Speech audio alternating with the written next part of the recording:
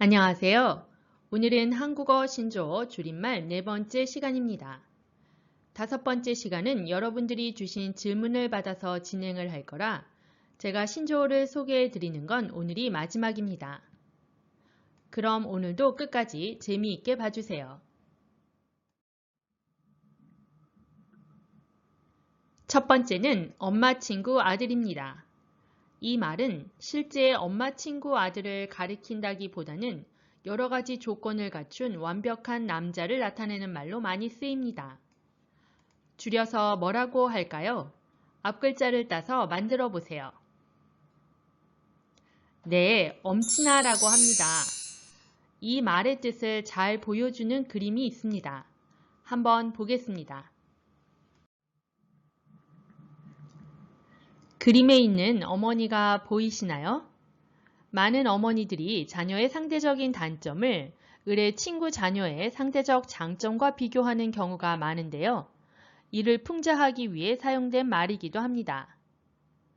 그림 속 어머니는 친구의 아들은 학교 전체에서 1등인데 자신의 아들은 반에서 1등도 못하는 것이 많이 아쉬운 모양입니다. 그런데 이 말을 듣는 자녀들의 입장도 이해해 주시면 어떨까요?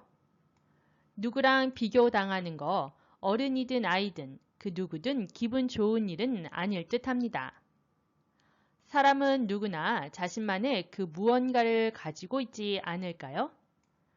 다음 보겠습니다. 네, 이번에는 엄마 친구 딸이네요. 완벽한 아들이 있다면 또 완벽한 딸도 있겠지요? 자, 한번 줄여볼까요? 네, 어렵지 않으시죠? 엄친딸이라고 합니다. 다음은 한국 연예계의 대표적인 엄친아, 엄친딸이라고 알려진 인물들입니다. 한번 볼까요? 얼굴이면 얼굴, 학력이면 학력, 인기면 인기, 심지어 성격마저 좋아 보이는 사람들. 대중들에겐 매력적인 사람들의 집합서라고 알려진 연예계에는 유독 이런 사람들의 비율이 높다고 하네요. 지금 보시는 화면 속 배우 혹은 가수들이 한국 연예계의 대표적인 엄친아 엄친딸이라고 합니다. 여러분이 생각하시는 엄친아 엄친딸의 조건은 어떻게 되나요? 몇 년 전부터 꽤 유행하기 시작한 말인데요. 얼마 전까지만 해도 한국에선 혼자 먹는 밥은 외로움과 궁상의 상징이었습니다. 저 역시도 혼자 밥을 먹는 사람들을 보면 친구도 없나? 좀 안 됐네? 라고 생각할 정도였으니까요. 그런데 요즘은 이런 말이 생길 정도로 혼자서 밥을 먹는 것이 어색하지 않은 세상이 된 듯합니다. 1인 가구가 늘고 있는 것을 보면 어쩌면 당연한 것인지도 모르겠습니다. 한번 줄여볼까요? 네, 역시 앞글자를 따서 혼밥이라고 합니다. 혼밥 레벨 테스트인데요. 레벨 1에서 9까지 있습니다.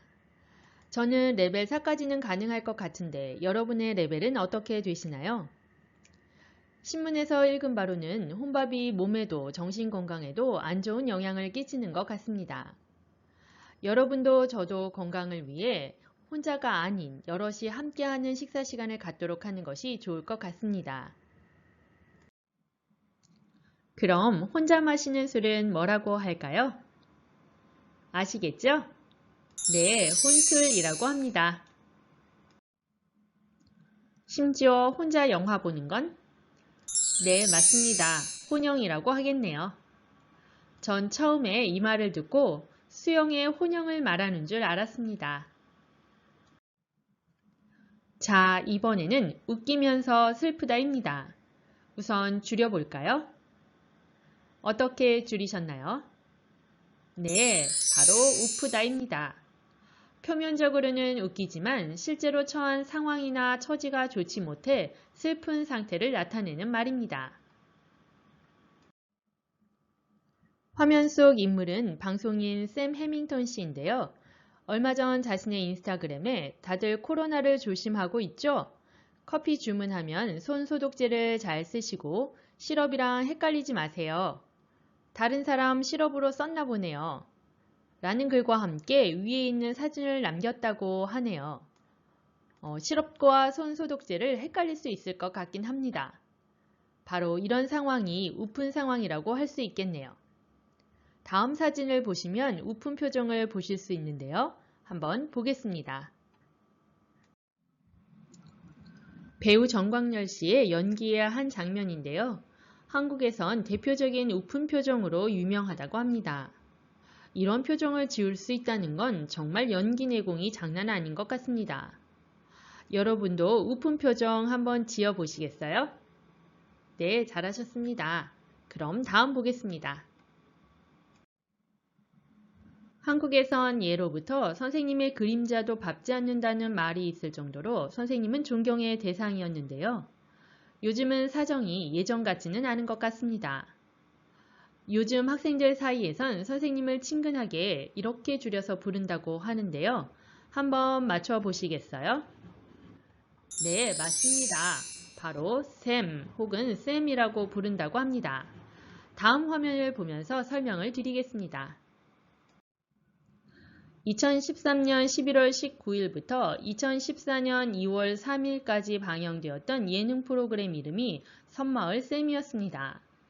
한국에서 활약하고 있는 외국인 4인이 섬마을 초등학교의 원어민 교사가 되어 학생들 그리고 마을 주민들과 함께 어울려 소통하는 프로그램이었습니다. 저 4사람이 어찌나 한국어를 잘하는지 깜짝 놀랐었던 기억이 나네요. 여러분, 여기서 잠깐 기억을 되살려 볼까요? 깜짝 놀란다는 말 줄여서 어떻게 말하죠? 네, 깜놀이죠? 다음 보겠습니다. 요즘은 컴퓨터와 인터넷의 발달로 인하여 정보의 홍수 속에서 살고 있다고 할 수 있는데요. 요즘 학생들 리포트 과제를 할 때 인터넷에 떠돌아다니는 정보를 그대로 복사해서 자신의 리포트에 가져다 붙이는 경우가 많다고 합니다. 이렇게 인터넷상의 정보를 그대로 복사하여 갖다 붙이는 것을 줄여서 뭐라 할까요? 앞글자를 사용해서 만들어 보시겠어요? 2글자입니다.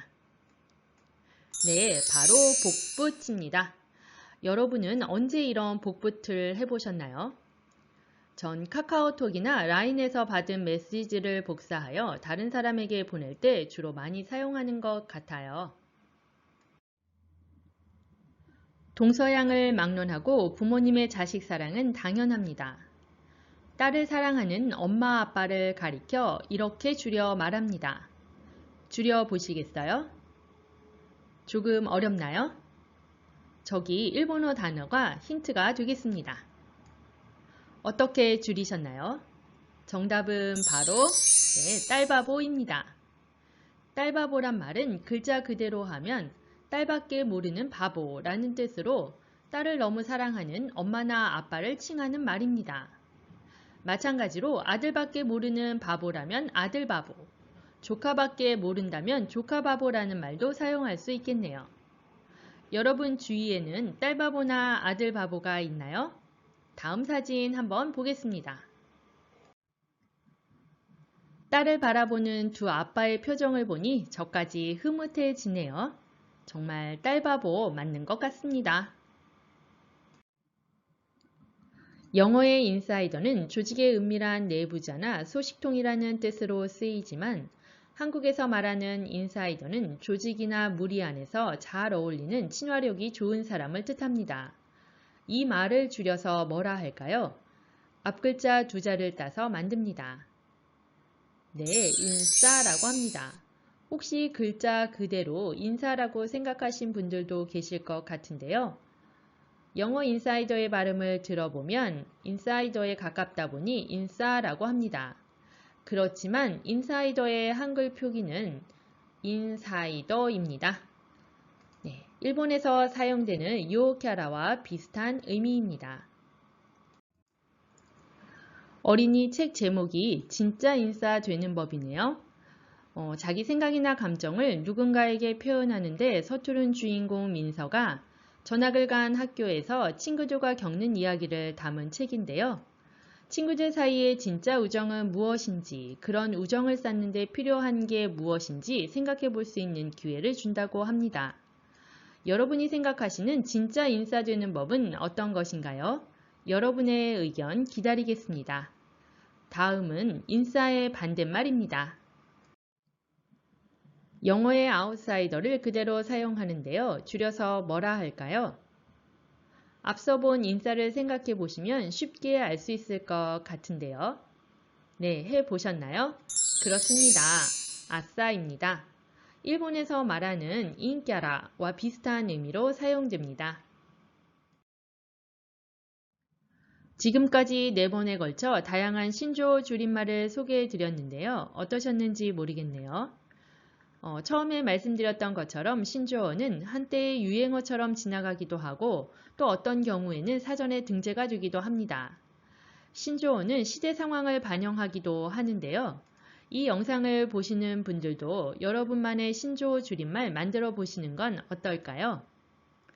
마지막 시간에는 여러분들의 질문과 함께 신조어 줄임말이 카카오톡이나 라인과 같은 SNS 대화에서 어떻게 사용되고 있는지 실례를 보여드리면서 진행을 하고자 합니다. 그럼 다음 시간도 기대해 주세요. 감사합니다. 여러분, 보내드리는 영상이 도움이 되셨다면 좋아요, 구독 버튼 잊지 마세요. 그리고 Q&A도 꼭 남겨주세요. 기다리고 있겠습니다.